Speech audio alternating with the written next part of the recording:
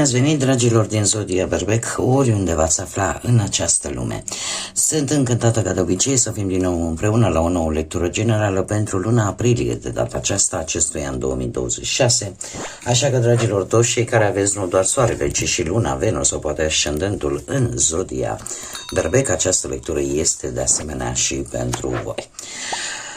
Înainte să încep lectura și să vă și spun mici aspecte importante, zic eu, cel puțin pentru voi din punct de vedere astrologic, vreau să mulțumesc tuturor celor care, ca de fiecare dată, sunteți alături de mine și care, prin intermediul comentariilor, aprecierilor și gândurilor voastre bune,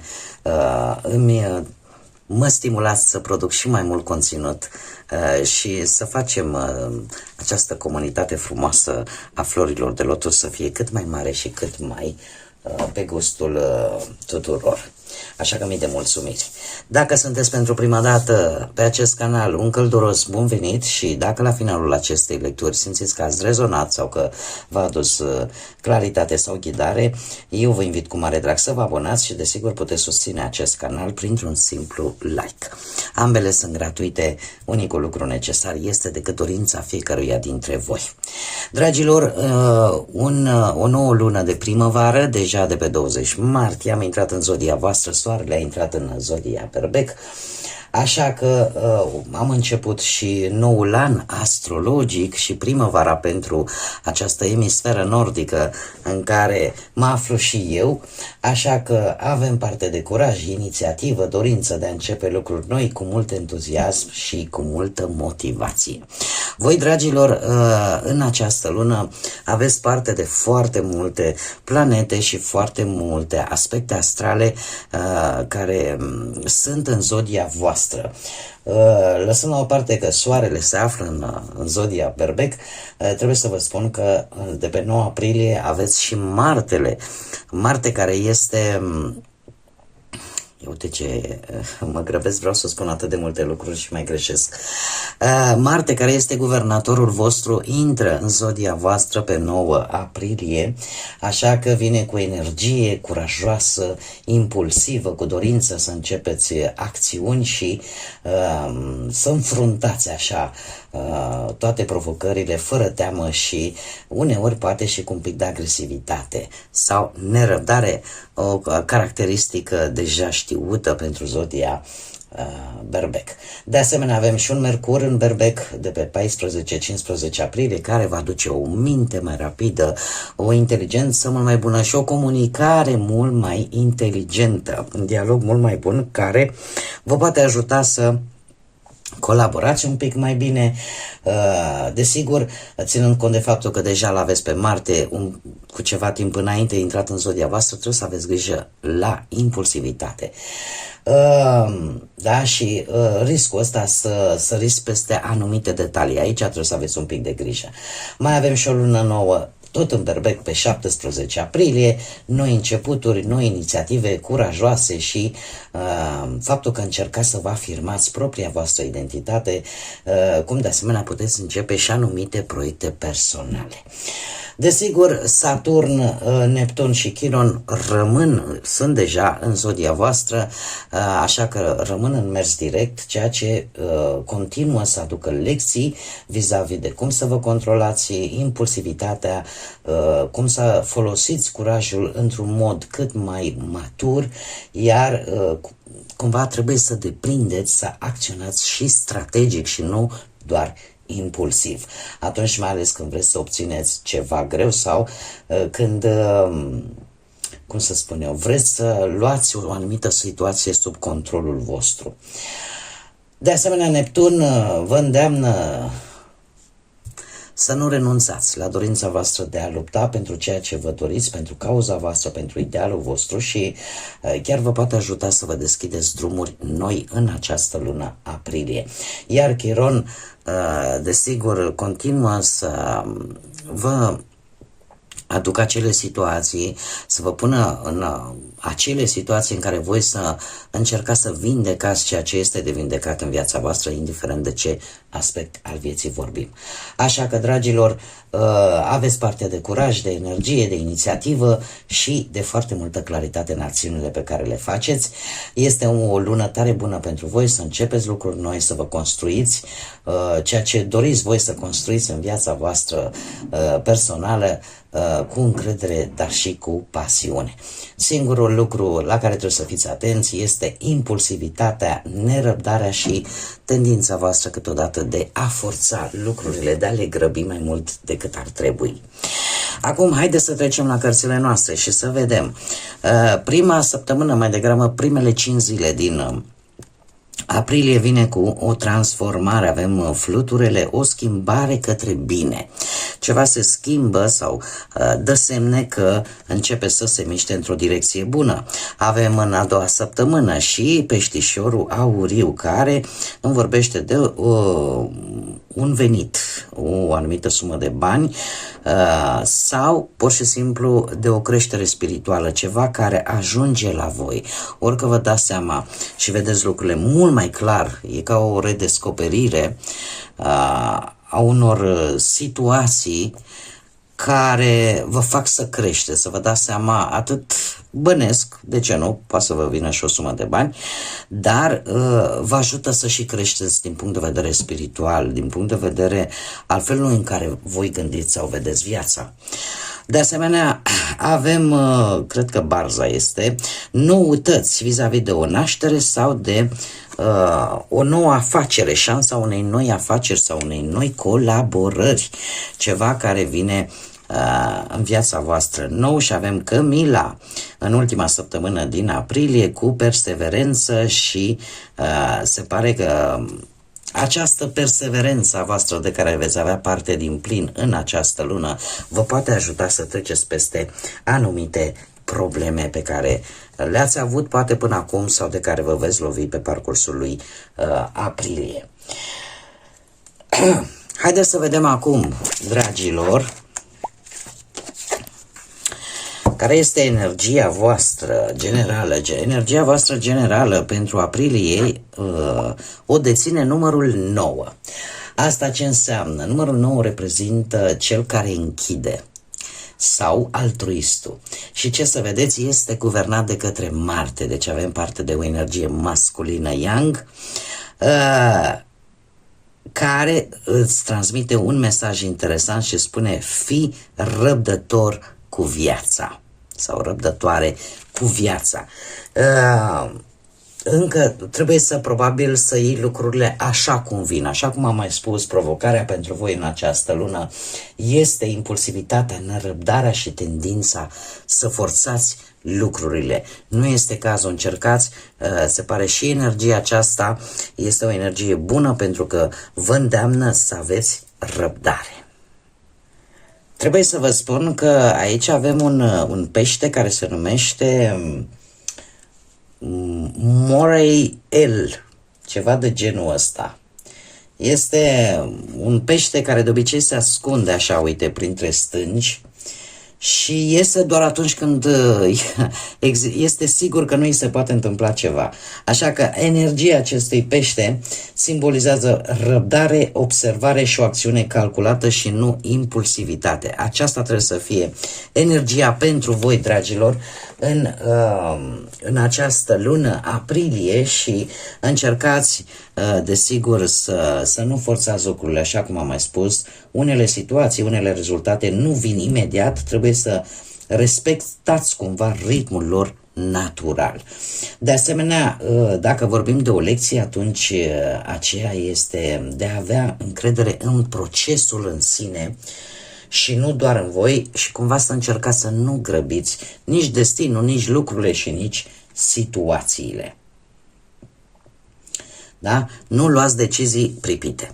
Bun, asta este energia voastră. Noi mergem mai departe și haideți să vedem ce ne spune tarotul. Ce vine pentru dragii mei din Berbec în luna aprilie, atât pe plan profesional, material sau sentimental.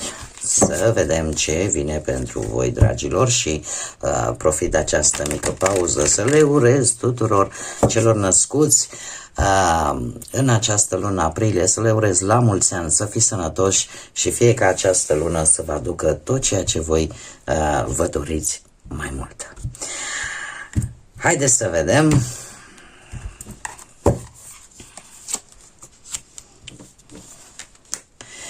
Pe plan profesional, se pare că veți fi puși în situația în care va trebui să alegeți vis-a-vis de poate două proiecte, două joburi sau pur și simplu două decizii legate de partea profesională.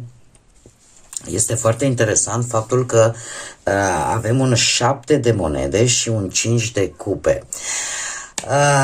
Există o situație în care voi veți reevalua situația voastră profesională. Cum? Nu știu, printr-o analiză mult mai profundă a unui job sau unui proiect sau unei colaborări care se pare că nu vă mai aduce, să zic așa, foarte multe satisfacții. Posibil să aveți anumite dezamăgiri sau să apară mici obstacole în proiectele voastre, în colaborările voastre. Ceva nu merge așa cum voi v-ați fi așteptat sau poate aveți de-a face cu parteneri care să nu respecte anumite înțelegeri. Nu o luați ca pe ceva, ca pe un capăt de lume, da? Este un moment în care voi trebuie să învățați, să priviți ce puteți salva și să învățați din această situație. Să nu rămâneți blocați în eșecuri și să nu mai acționați, da? Să ziceți, gata, nu mai am ce să fac, asta este, da? Sau poate din greșeală să vedeți doar ce nu merge și să ignorați de fapt că există și niște oportunități ascunse. Va fi într-adevăr o perioadă în care cu acest 7 de monede voi veți pune în balanță foarte mult, analizați foarte mult ce se merită, unde se merită să continuați, ce să schimbați, dacă schimbați direcția fie a unui proiect, fie a unei colaborări, fie a unui job, mai ales dacă vedeți că rezultatele totuși nu apar așa cum le-ați fi așteptat voi. Trebuie să știți că anumite rezultate apar mai lent și 7 de monede spune acest lucru și îl întărește foarte mult. Așa că cu 5-ul de cupe, chiar dacă voi va trebui să alegeți, faceți-o rațional, faceți-o logic și cred că cel mai important lucru, nu ezitați să faceți această alegere, pentru că 2-ul de spade îmi vorbește foarte mult de o situație în care chiar dacă trebuie luată o decizie, cumva parcă tot o evitați.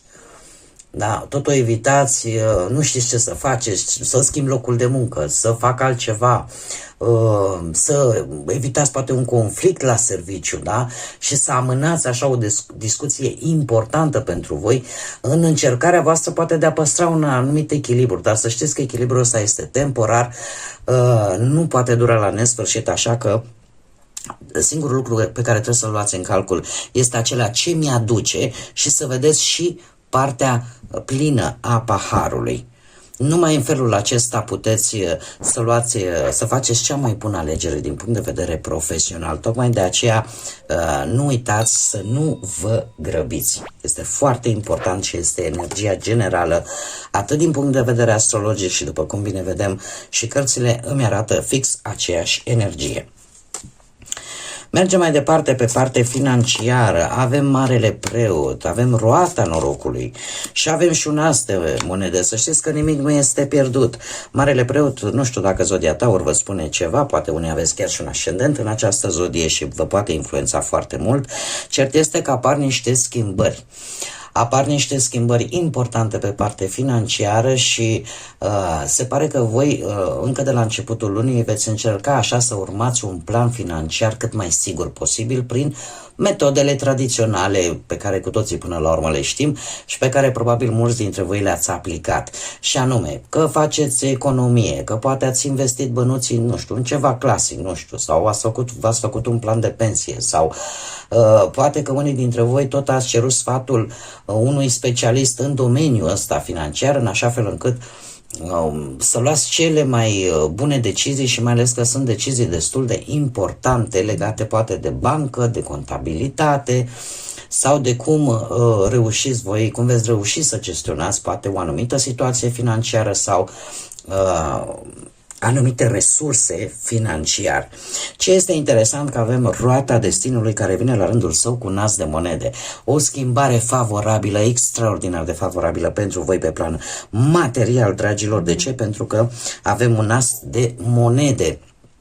Așa că roata se învârtește pentru voi și mai ales pentru cei care ați avut ceva probleme financiare până acum. Roata norocului aduce această poartă care se deschide către prosperitate pentru voi. Că, cum să spun eu, acest as de monede de fapt vine cu un posibil venit, cu un posibil câștig, nu știu, care poate crește, are potențial să crească, dar să știți că va depinde foarte mult și de voi.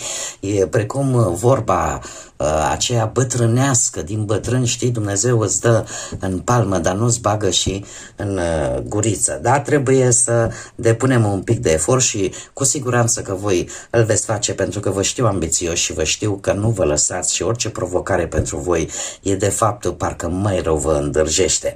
Acest as de monede îmi poate prezenta, poate nu știu, primirea unei sume sau o investiție mică sau, nu știu, niște economii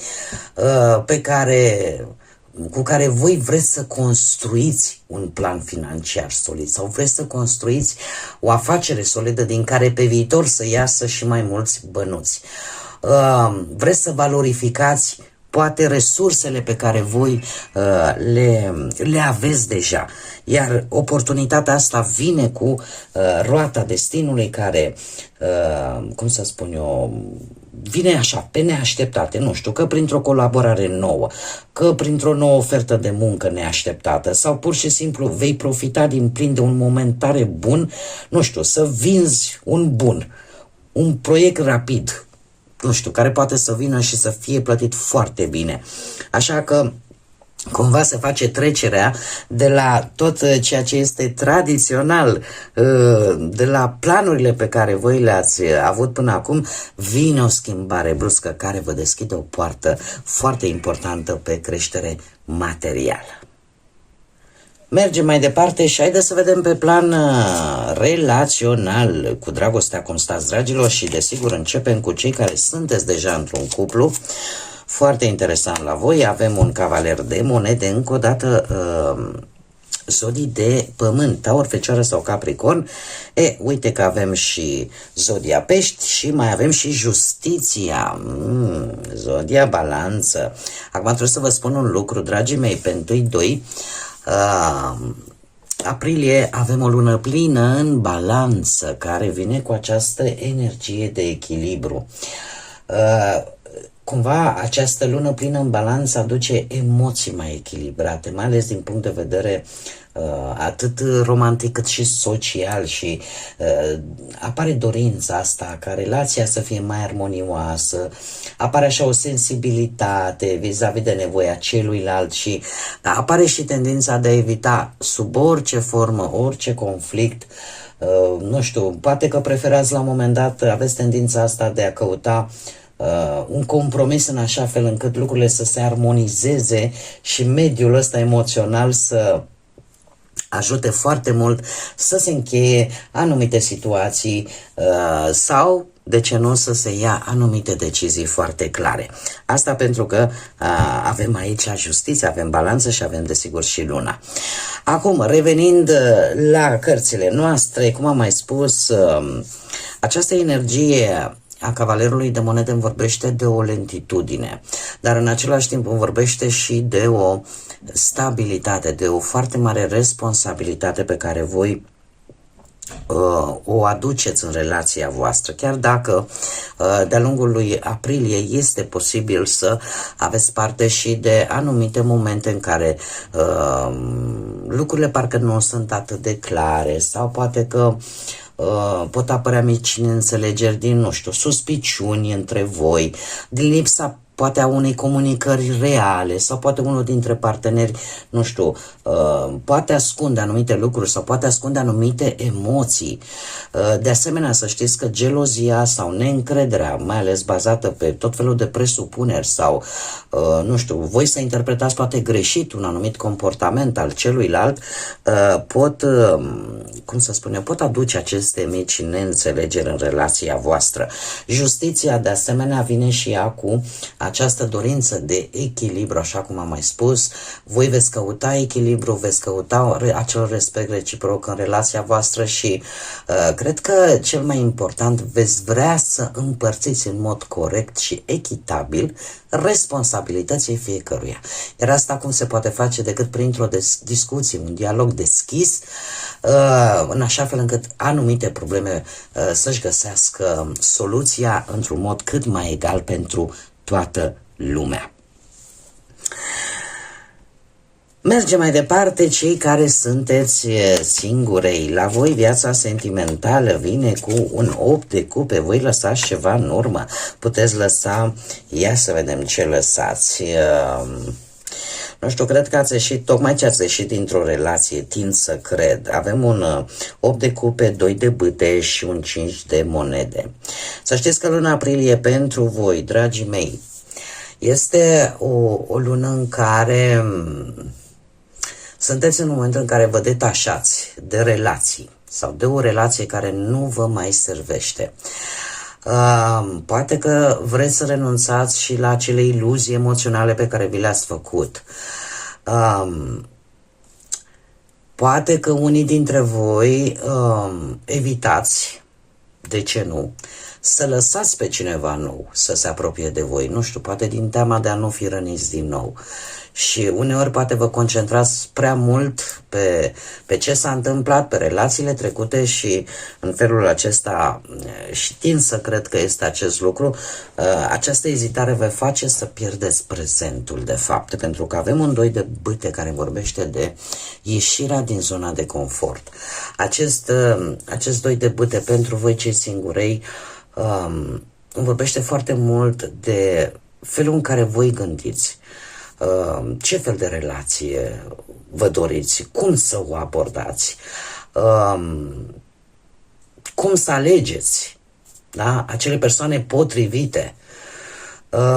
Poate că este o lună potrivită pentru voi să priviți relațiile în general cu mai multă claritate și să încercați oarecum să vă pregătiți un pic și pentru ceva mai durabil să vină în viața voastră. Avem, e adevărat, un 5 de monede care îmi vorbește foarte mult de o însingurare, de faptul că simțiți că nu vă sprijină cineva sau simțiți că ideea asta de a atrage persoane compatibile cu voi este una destul de dificilă și asta poate pentru că ori traversați o perioadă financiară mai precară și considerați că și acesta este un factor important atunci când e vorba de a găsi pe cineva sau pur și simplu să vă simțiți așa un pic însingurați, pustiiți din punct de vedere emoțional și trebuie să știți că toate aceste temeri și faptul că bateți pasul înapoi, mai ales când cineva încearcă să se apropie din punct de vedere emoțional de voi,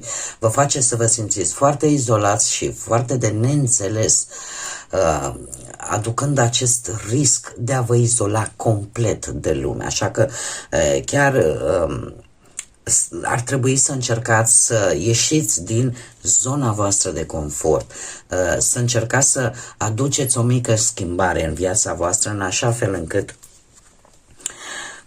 să nu vedeți și să nu băgați toate persoanele în aceeași oală. Da? Nu orice relație este la fel cu o alta. Da, există, așa cum bine știm cu toții, există și persoane rău intenționate, dar sunt și persoane bine intenționate. Așa că nu renunțați să sperați și să permiteți. Tind să cred că totuși e posibil ca cineva să încerce să intre în viața voastră și voi să nu-i permiteți din, așa cum am mai spus, tot felul de temeri, tot felul de emoții de astea contradictorii. Haideți să vedem acum și care e mesajul spiritual pentru voi, dragii mei, din Berbec în luna aprilie. Un mesaj, te rog, pentru dragii mei din Berbec pentru luna aprilie. Ce este important ca ei să știe.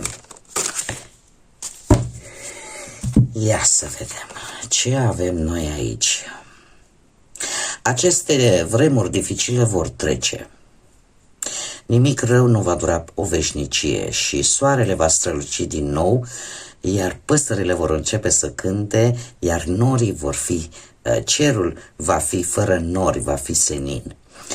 Iar tu te vei bucura pentru că nu te-ai oprit și că ai continuat să mergi înainte. Cât de curând vei fi recompensată pentru răbdarea ta.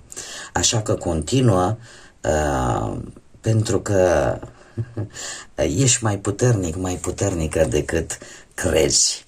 Ce mesaj atât de frumos și atât de, cum să spun eu, cu un impact atât de mare și bun, pozitiv pentru voi. Și mai ales că voi, dragilor, în această lună este adevărat de multe ori o energie prea mare și cu o prea mare intensitate și pe mai multe domenii vă poate copleși, dar să știți că puteți să le faceți față. Și paradoxal este o lună în care, chiar dacă aveți așa de multe planete în zodia voastră și așa de multe cum să spun eu, tranzite astrale care au legătură cu voi, le puteți face față. Sunt probabil acele lecții pe care voi trebuie să le învățați, iar ceea ce voi veți reuși să traversați în această perioadă și în perioadele trecute, de fapt, vă face și cu siguranță v-a făcut mai puternici, mai înțelepți și mai pregătiți pentru viitoarele provocări care vor veni. Bun, dragii mei, cam atât am avut pentru voi, cam acestea au fost mesajele generale pentru voi, pentru această lună aprilie. Încă o dată, la mulți ani, dragilor și dragilor de voi din Berbec, pentru cei născuți în luna aprilie. Eu vă mulțumesc din suflet că mi-ați fost alături și până la următoarea noastră revedere, nu uitați, suflete frumoase, gândiți înalt, zburați înalt și lăsați, desigur, credința. Suntem într-o perioadă atât de frumoasă în care avem parte și de sărbătorile, sfintele sărbători pascale, așa că lăsați iubirea, credința și pacea să vă însoțească la fiecare pas.